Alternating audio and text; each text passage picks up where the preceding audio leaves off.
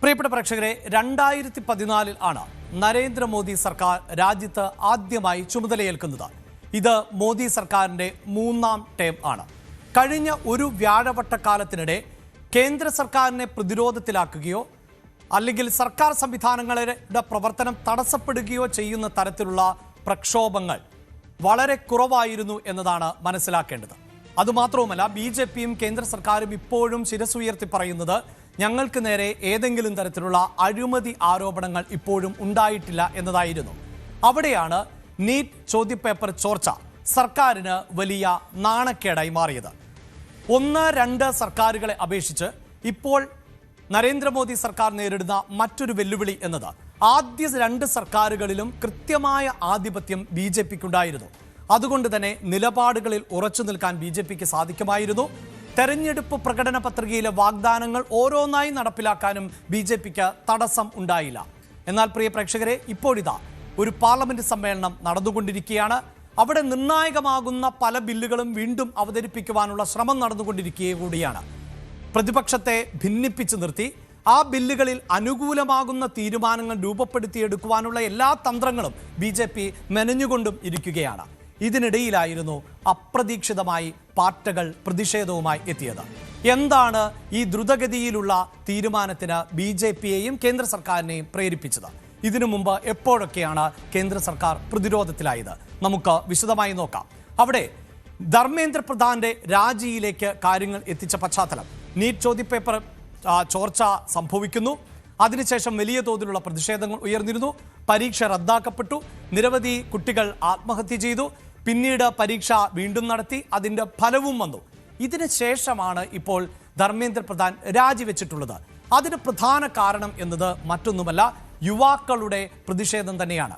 BJPയുടെ ആഭ്യന്തര സർവേകളിൽ അടക്കം രാജ്യത്തെ യുവാക്കളിൽ ഭൂരിഭാഗവും BJPയെ പിന്തുണയ്ക്കുന്നു എന്നതാണ് അവരുടെ കണക്കുകൂട്ടൽ. അതിനിടയിലാണ് BJP അനുകൂലമായിട്ടുള്ള യുവാക്കൾ ഉൾപ്പെടെ നീറ്റ് ചോദ്യപേപ്പർ ചോർച്ചയിൽ വ്യത്യസ്തമായ നിലപാട് സ്വീകരിക്കുന്നു, CJPക്ക് പിന്തുണയർപ്പിക്കുന്നു എന്ന തരത്തിലുള്ള വിവരങ്ങൾ പുറത്തു വന്നത്. അതുകൊണ്ട് തന്നെയാണ് ഈ വിഷയത്തിൽ കൃത്യമായ ഒരു ഇടപെടൽ കേന്ദ്ര സർക്കാരിന്റെ ഭാഗത്ത് നിന്നുണ്ടായത്. ഒരുപക്ഷെ നരേന്ദ്രമോദി എന്ന നേതാവിനെ നമ്മൾ ഇതിനു മുമ്പ് എപ്പോഴെങ്കിലും കണ്ടിട്ടുണ്ടെങ്കിൽ അത് വീഡിയോ ക്യാമറയിലൂടെ അല്ലെങ്കിൽ ഏറ്റവും മനോഹരമാകുന്ന ദൃശ്യങ്ങളിലൂടെ മാത്രമാണ്. അദ്ദേഹം എവിടെയൊക്കെ സഞ്ചരിക്കുന്നുവോ, ഏതൊക്കെ പൊളിറ്റിക്കൽ പാർട്ടികളുടെ യോഗങ്ങളിൽ പങ്കെടുക്കുന്നോ അപ്പോഴെല്ലാം ക്യാമറ കണ്ണുകൾ ഏറ്റവും മനോഹരമായ ദൃശ്യങ്ങളാണ് ഒപ്പിയെടുക്കാറുള്ളത്. എങ്കിൽ പിന്നീട് ഈ യുവജനങ്ങൾ പ്രതിഷേധവുമായി രംഗത്തിറങ്ങിയതോടെ സെൽഫി മോഡിൽ ഉള്ള ജനങ്ങളുമായി കൂടുതൽ അല്ലെങ്കിൽ യുവാക്കൾ കൂടുതൽ ഇഷ്ടപ്പെടുന്ന ഒരു മോഡിൽ ഉള്ള പ്രതികരണം ആയിരുന്നു നരേന്ദ്രമോദിയുടെ ഭാഗത്ത് നിന്ന് തന്നെ ഉണ്ടായത്. അദ്ദേഹം സോഷ്യൽ മീഡിയയിൽ ആ നിലയിലുള്ള വീഡിയോ ആണ് പങ്കുവച്ചത്.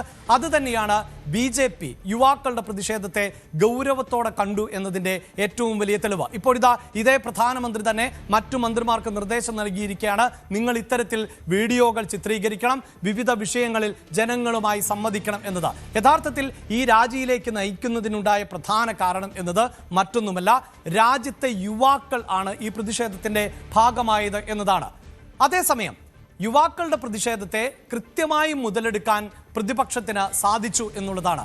നമുക്കറിയാം, ഈ ചോദ്യപേപ്പർ ചോർച്ച ഉണ്ടാകുമ്പോൾ സ്വാഭാവികമായും രാജ്യത്ത് വലിയ പ്രതിഷേധങ്ങൾ നടത്തേണ്ടത് പ്രതിപക്ഷ പാർട്ടികളായിരുന്നു. അതിൽ മുന്നിൽ നിൽക്കുന്നത് കോൺഗ്രസ് ആണ്. എന്നാൽ ഈ പ്രതിഷേധ സമരത്തെ ഏറ്റെടുക്കാൻ കോൺഗ്രസിന് സാധിച്ചില്ല എന്ന് മാത്രവുമല്ല, ആ സമയത്ത് കോൺഗ്രസിന്റെ മുഖങ്ങളായിട്ടുള്ള രാഹുൽ ഗാന്ധിയെയും പ്രിയങ്ക ഗാന്ധിയെയും രാജ്യത്ത് തന്നെ കാണാനുണ്ടായിരുന്നില്ല. രാഹുൽ ഗാന്ധി വിദേശത്തായിരുന്നു എന്നാണ് ലഭിക്കുന്ന വിവരം. അതിനുശേഷം CJP പ്രതിഷേധം ശക്തമാക്കുകയും അവിടേക്ക് രാഹുൽ ഗാന്ധി എത്തുകയും ചെയ്ത പശ്ചാത്തലമുണ്ടാകുന്നു. അപ്രതീക്ഷിതമായ ചില നീക്കങ്ങൾ ഉണ്ടായി എന്നതാണ് എടുത്തു പറയേണ്ടത്. അതായത് പ്രതിഷേധത്തിന്റെ രൂപവും ഭാവവും മനസ്സിലാക്കാൻ കേന്ദ്ര സർക്കാരിന് തന്നെ സാധിക്കാതെ പോയി. അതാണ് മല്ലികാർജുൻ ഖാർഗെയുടെ ജന്മദിനാഘോഷത്തിന് എത്തണം എന്ന് കോൺഗ്രസിന്റെ പ്രവർത്തകരോട് പറയുകയും MP-മാർ അങ്ങനെ എത്തുകയും വളരെ പെട്ടെന്ന് തന്നെ ഒരു വാഹനത്തിൽ അവർ ഗാന്ധി സ്മൃതി മണ്ഡപത്തിലേക്ക് പുറപ്പെടുകയും ഒക്കെ ചെയ്തത്. അപ്പോൾ അവിടെ പ്രതിപക്ഷത്തിന് സ്കോർ ചെയ്യുവാനുള്ള ഒരു അവസരം ലഭിക്കുന്നു എന്ന് BJP മനസ്സിലാക്കിയതിന്റെ അടിസ്ഥാനത്തിൽ കൂടിയാണ് അതിനുള്ള ഒരു സാധ്യത അടയ്ക്കുക എന്ന നിഗമനത്തിലേക്ക് BJP എത്തുകയും രാജിയിലേക്ക് എത്തുകയും ചെയ്തത്. മറ്റൊന്ന്, ഒരുപക്ഷെ രാജ്യതലസ്ഥാനത്ത് ഇതിനു മുമ്പ് നിരവധിയായ പ്രതിഷേധങ്ങൾ ഉണ്ടായിട്ടുണ്ട്. പ്രേക്ഷകർക്ക് ഏറ്റവും എളുപ്പത്തിൽ ഓർത്തെടുക്കാൻ പറ്റുന്നത് കർഷക പ്രതിഷേധമാണ്. അവിടെ പഞ്ചാബിൽ നിന്നും ഹരിയാനയിൽ നിന്നും ട്രാക്ടറുകളിൽ ആയിരക്കണക്കിന് കർഷകർ എത്തി. ഈ രാജ്യത്തിൻ്റെ അഭിമാനമായിട്ടുള്ള റെഡ് ഫോർട്ടിലേക്ക് വരെ കർഷകർ ഇരമ്പിക്കയറിയ പശ്ചാത്തലമുണ്ടായി. എന്നാൽ കഴിഞ്ഞ ദിവസമുണ്ടായ പ്രതിഷേധത്തിന് മറ്റൊരു സ്വഭാവം കൂടിയുണ്ട്. അത് പ്രധാനമന്ത്രിയുടെ വസതിക്ക് മുന്നിലാണ്. അവിടെ ഒരു നോ പാർക്കിംഗ് ബോർഡുണ്ട്. അത് മാത്രവുമല്ല, ആ ഭാഗത്ത് ആരും കൂട്ടം കൂടി നിൽക്കുകയോ ഏതെങ്കിലും വാഹനം നിർത്തുകയോ ഒന്നും ചെയ്യാൻ പാടില്ല. അത്രയും തന്ത്രപ്രധാനമായ ഒരു ഇടത്തേക്കായിരുന്നു CJPയും പ്രതിപക്ഷവും ഒക്കെ പ്രതിഷേധവുമായി എത്തിയത്. അത് രാജ്യസുരക്ഷയെ അടക്കം ബാധിക്കുവാനുള്ള സാധ്യത കേന്ദ്ര സർക്കാർ മുന്നിൽ കണ്ടു. ഒരു പക്ഷേ അതായത് ധർമ്മേന്ദ്ര പ്രധാൻ രാജിവെക്കുന്നില്ല എങ്കിൽ പാർലമെന്റിലേക്കും പ്രധാനമന്ത്രിയുടെ വസതിയിലേക്കും യാത്ര ചെയ്യും എന്ന് CJP മുന്നറിയിപ്പ് നൽകുമ്പോൾ യുവാക്കളുടെ കൂട്ടത്തെ തടയുക എന്നത് പ്രയാസകരം എന്ന് മനസ്സിലാക്കിക്കൊണ്ടുകൂടിയാണ് ഇത്തരത്തിൽ ഒരു രാജിയിലേക്ക് പോയത് എന്നതാണ്. ഇനി ഞാൻ സൂചിപ്പിച്ചു തുടക്കത്തിൽ തന്നെ, ഈ പാർലമെന്റ് സമ്മേളനത്തിന് ഒട്ടേറെ പ്രത്യേകതകളുണ്ട്. കഴിഞ്ഞ പാർലമെന്റ് സമ്മേളനത്തിലായിരുന്നു മണ്ഡല പുനർനിർണയവും വനിതാ സംവരണവും അടക്കമുള്ള ബില്ലുകൾ പാസാക്കിയെടുക്കാൻ കേന്ദ്ര സർക്കാർ ശ്രമിച്ചത്. നിലവിലെ 540 ലോക്സഭാ സീറ്റുകളിലെ സംവരണമല്ല കേന്ദ്ര സർക്കാർ ഉദ്ദേശിക്കുന്നത്, മറിച്ച് 800-ലധികം ലോക്സഭാ സീറ്റുകൾ, അതിൽ വനിതകൾക്ക് സംവരണം എന്നുള്ളതാണ്. പക്ഷേ അതിനെ പ്രതിപക്ഷ പാർട്ടികൾ ഒറ്റക്കെട്ടായി എതിർത്തുവെങ്കിൽ ഇപ്പോൾ AAP അടക്കം ഭിന്നിപ്പിച്ചു നിർത്താൻ കേന്ദ്ര സർക്കാരിന് സാധിച്ചിട്ടുണ്ട്. അത് ശിവസേനയിലും പ്രകടമാണ്. മാത്രവുമല്ല, ഇന്ത്യ സഖ്യത്തിലടക്കം തമിഴ്നാട്ടിലെ രാഷ്ട്രീയ സംഭവവികാസങ്ങളെ തുടർന്ന് കോൺഗ്രസും DMKയും തമ്മിൽ അകൽച്ചയിലാണ്. അപ്പോൾ വിഷയാധിഷ്ഠിതമായി പിന്തുണ ലഭിക്കും പാർലമെന്റിൽ എന്ന് ഉറപ്പുള്ള ഒരു സമ്മേളനമാണ്.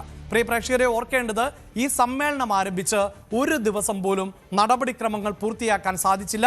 അതിന് കാരണമായിട്ടുള്ളത് ഈ പ്രതിഷേധം എന്നതാണ്. അപ്പോൾ സർക്കാരിനെ സംബന്ധിച്ചിടത്തോളം നിർണായകമായ ബില്ലുകൾ പാസാക്കിയെടുക്കാനുള്ള സുവർണാവസരം നഷ്ടപ്പെടുന്നു എന്നതുകൂടി മുന്നിൽ കണ്ടുകൊണ്ടാണ് ധർമ്മേന്ദ്ര പ്രധാന്റെ രാജിയിലേക്ക് പോയത്. ഇനി നേരത്തെ അജയ് സൂചിപ്പിച്ച വിഷയത്തിലേക്കാണ്. അതായത് 12 വർഷമായി കേന്ദ്ര സർക്കാർ അധികാരത്തിലിരിക്കുമ്പോൾ ഈ കേന്ദ്ര സർക്കാരിന് കാലിടറിയ സംഭവങ്ങൾ വളരെ വിരളമാണ് എന്നതാണ്. അതിലെടുത്തു പറയേണ്ടത് പൗരത്വ ഭേദഗതി എന്നതായിരുന്നു. 2018 തന്നെ കേന്ദ്ര സർക്കാർ ഇതുമായി ബന്ധപ്പെട്ട നീക്കങ്ങൾ നടത്തിയിരുന്നു. തെരഞ്ഞെടുപ്പ് പ്രകടന പത്രികയിലെ വാഗ്ദാനങ്ങളിലൊന്നായിരുന്നു പൗരത്വ ഭേദഗതി നടപ്പിലാക്കും എന്നുള്ളത്.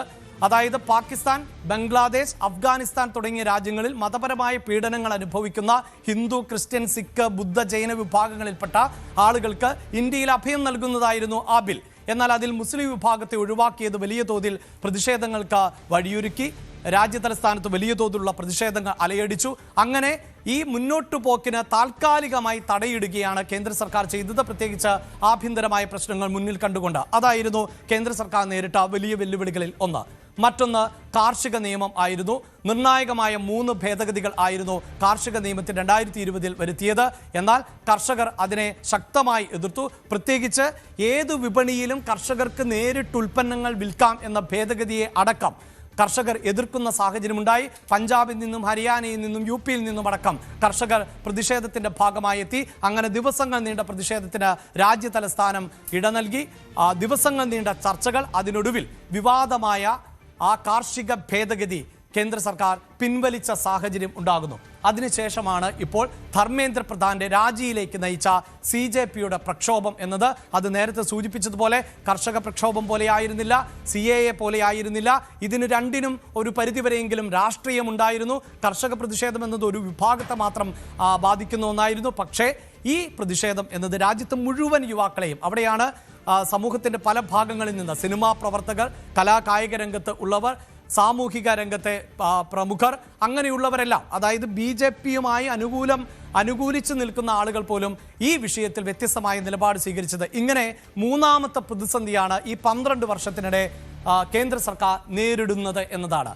ഇനി എടുത്തു പറയേണ്ടത്, ഈ 12 വർഷത്തിനിടെ കേന്ദ്ര സർക്കാരിനെ സംബന്ധിച്ചിടത്തോളം ഇങ്ങനെയൊരു രാജിയും ചരിത്രത്തിലാദ്യമാണ്. എന്നാൽ ആദ്യമായല്ല വിവാദങ്ങളെ തുടർന്നൊരു രാജി ഉണ്ടാകുന്നത്.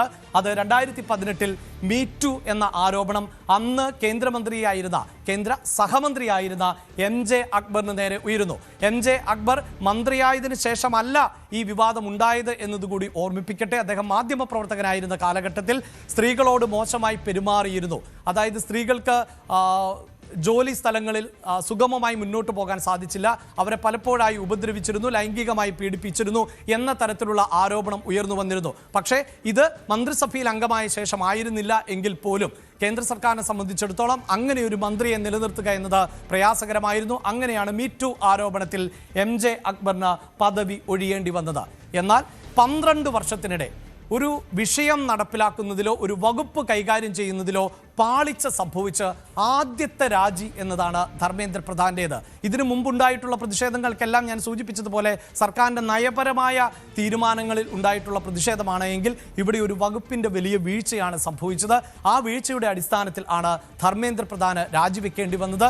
അത് തീർച്ചയായും വലിയ നാണക്കേട് തന്നെയാണ് BJPക്ക് സൃഷ്ടിച്ചത്. മാത്രമല്ല ഇപ്പോൾ BJP മറ്റു ചില വിഷയങ്ങൾ കൂടി അഭിസംബോധന ചെയ്യേണ്ട സാഹചര്യമാണുള്ളത്. മധ്യപ്രദേശിലെ ഭൂമി കുംഭകോണം, രാമക്ഷേത്രവുമായി ബന്ധപ്പെട്ട് നടക്കുന്ന വലിയ അഴിമതി, ഇതിനോടൊപ്പം തന്നെയാണ് വരാൻ പോകുന്ന സംസ്ഥാനങ്ങളിലെ നിയമസഭാ തെരഞ്ഞെടുപ്പ്.